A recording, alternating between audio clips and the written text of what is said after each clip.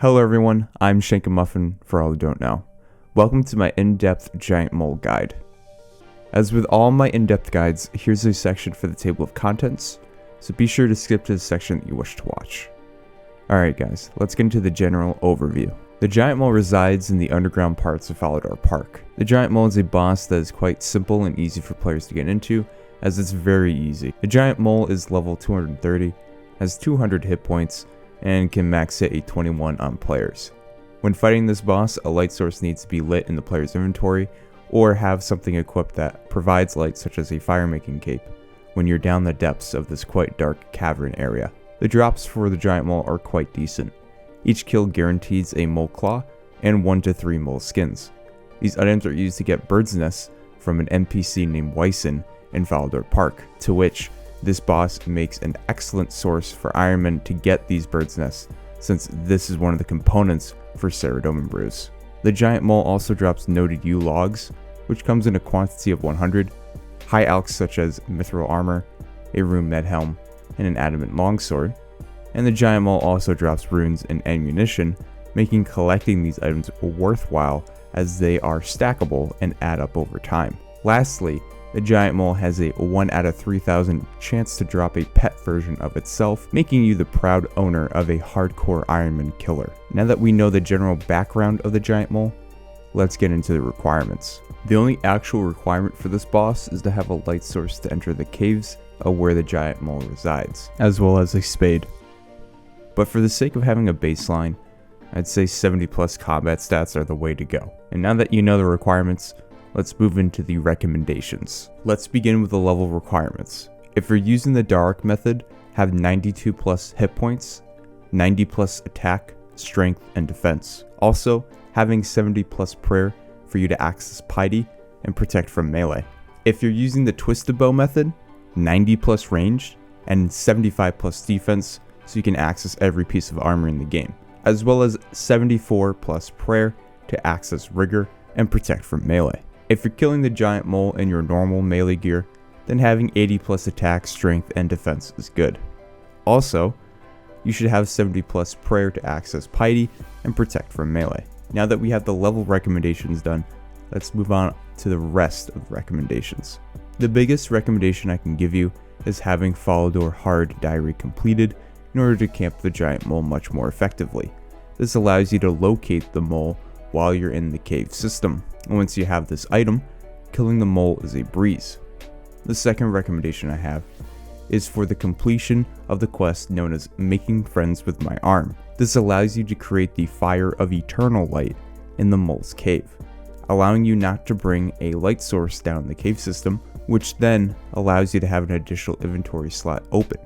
It's one less thing you have to worry about. The last recommendation I have is to have a locator orb in your inventory, only if you're doing the Dharok method. This allows you to reduce your HP much more quickly as compared to a dwarven rock cake. Again, this is only if you're doing the Dharok method for slaying the mole. With that guys, that's all the recommendations I have. Let's move into the gear setup. Our first gear setup is for the Dharok method.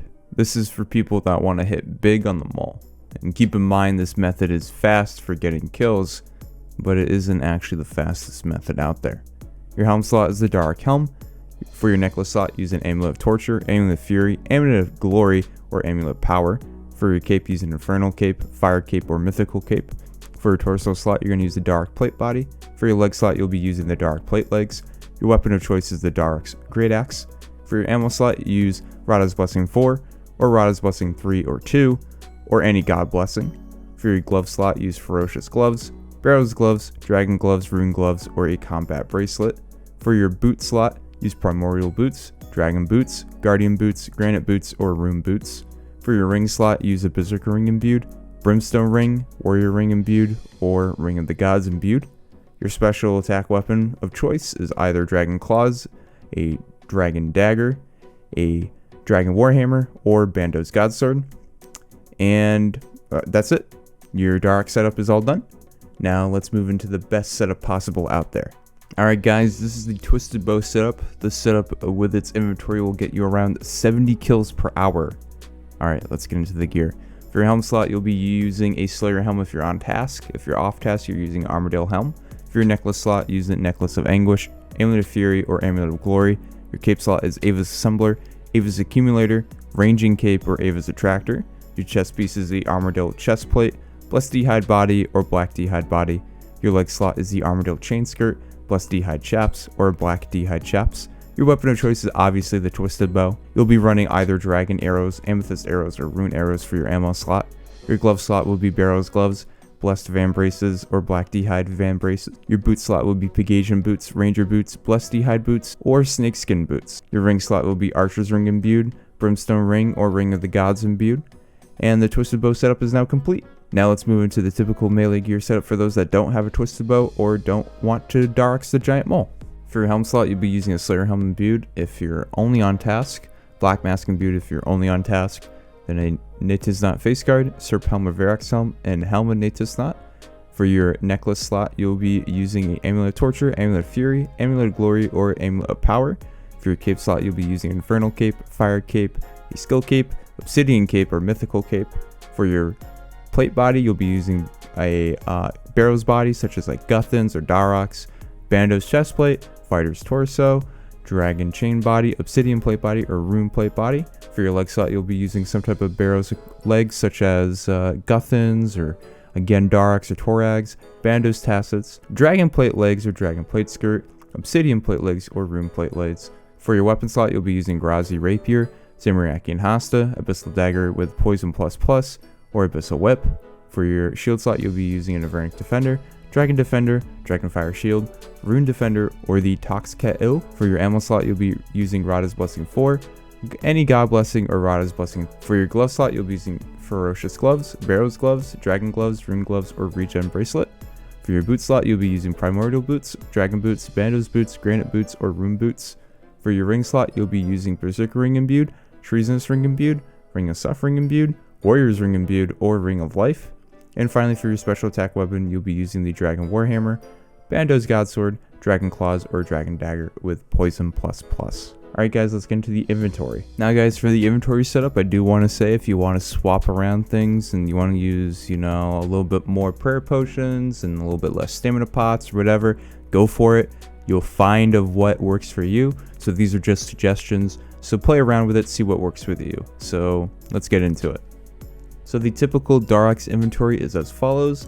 Locator orb in order to get your HP as close to 1 as you can. Your special attack weapon.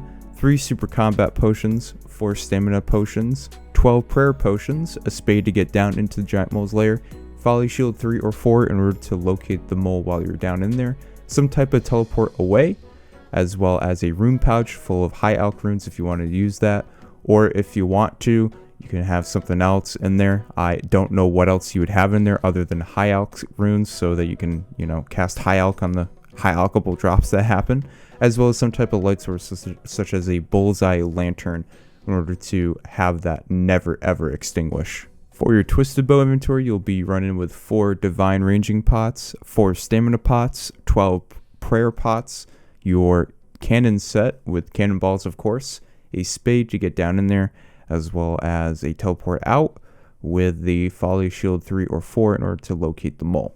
For the typical inventory, for those that are not using a Twisted Bow nor Dharok's, you'll be using 2 super combat potions or 2 super divine combat potions, and then 10 prayer pots, 4 staminas, your special attack weapon, a spade, folly shield 3 or 4, a teleport to your house to get out of there, as well as a teleport to Falador, so you can easily teleport there if you don't have the Falador teleport in your player-owned house, as well as a bullseye lantern. That way your light does not extinguish when you are down there in the mole cave. Now that we have the inventory all set, let's learn on how to get there. First things first, you're just going to teleport to Falador, and as soon as you teleport to Falador, you're going to run east, and then you'll stumble upon the Falador garden.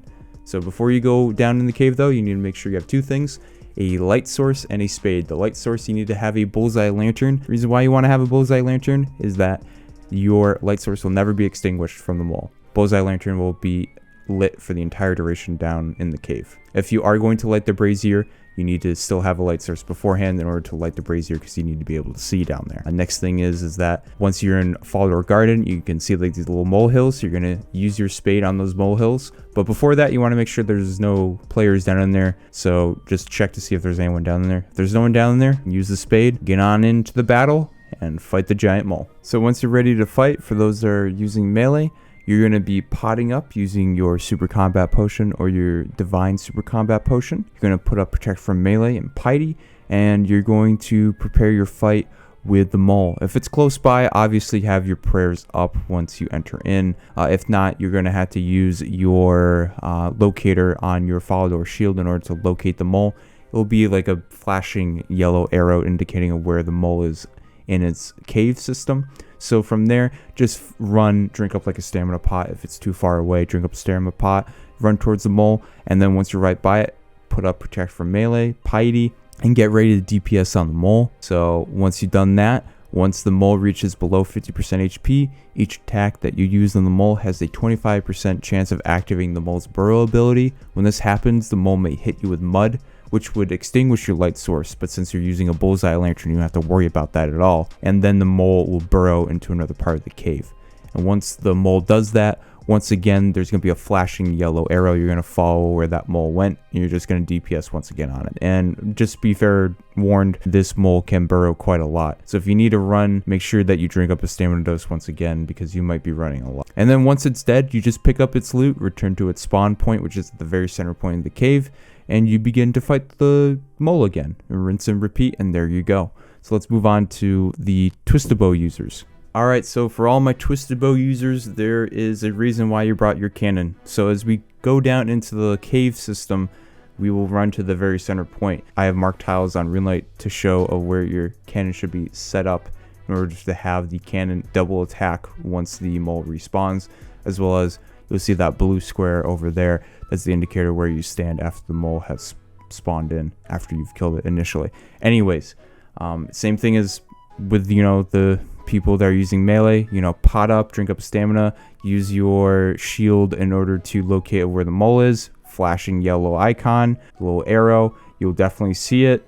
From there, find the mole, locate it, and then kill it, have Protect from Melee. If you're in melee distance of it, you can also kite the mole, have Rigor on in order to increase your DPS. Same thing as with those that are using melee. Once the mole reaches below 50% HP, each attack that you use on the mole has a 25% chance of activating the mole's burrow ability. Yes, this also works with the cannon hits. So because of how you're using the cannon and you're DPSing with your Twisted Bow, there is a pretty high chance that the mole will burrow. Anyways, when this does happen, in regards to how the mole burrows, you may be hit with mud, which would extinguish your light source. But since you either have a bullseye lantern, or since you're using a Twisted Bow, I would assume that you'd have the eternal light already lit. You don't have to worry about your light source being extinguished. So once the mole burrows, he'll go to another part of the cave. And once the mole does that, you just find it, DPS on it, and then you kill the mole, you pick up your loot, return to the spawn point, and you're going to stand in that highlighted square, that blue highlighted square right there. You're going to stand in that, and once you stand in that, the mole will, after tagging it, the mole will come over and actually be able to be hit by your cannon twice, so you have increased DPS. And then that's it. You rinse and repeat. Simple as that. Easy to go. And that's it, guys. Hopefully you guys found this video informational and helpful, and that's the end of this video, guys. My name's Shankamuffin. Have a wonderful day. I'm signing out, and please enjoy this outro.